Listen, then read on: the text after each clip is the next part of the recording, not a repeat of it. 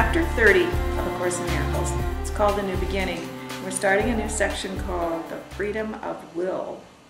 And we're going to let Jan start reading the first paragraph. Okay. Do you not understand that to oppose the Holy Spirit is to fight yourself? He tells you but your will. He speaks for you. In his divinity is but your own.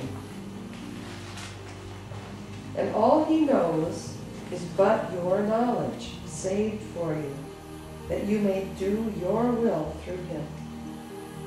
God asks you, do your will. He joins with you. He did not set up his kingdom alone. And heaven itself but represents your will, for everything created is for you.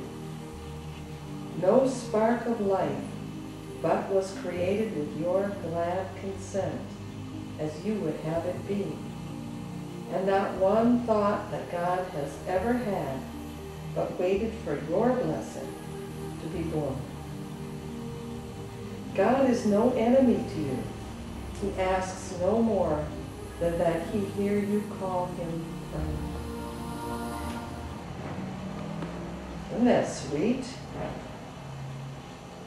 Yeah, that kind of tears you up, that last sentence. Yeah. And that's because in our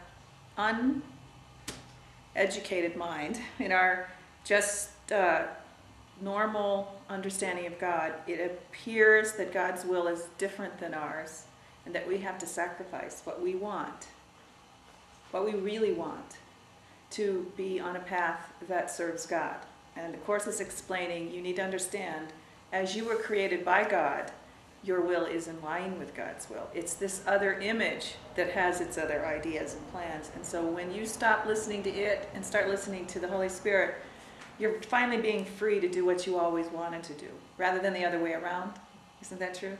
And that's why once you get he's the friend, your ego mind is the enemy. Because right now we have it reversed, that really I kind of take care of myself pretty good.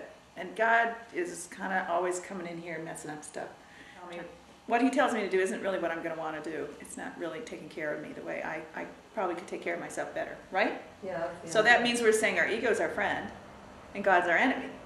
And he's saying, no, you need to understand that God speaks for who we really are. The ego is serving a false identity, and it's not going to lead to anything but depression, despair, and death. Right? So when we get upset, just remember, the person making you, the mind making you upset is not God. The mind making you upset is your own. Your own is the one you want to stop listening to, and you want to call to the Holy Spirit to give you the answer to this, because God is our friend. Our own ego mind is our enemy. This is a complete reversal. A change of allegiance. Right? Okay.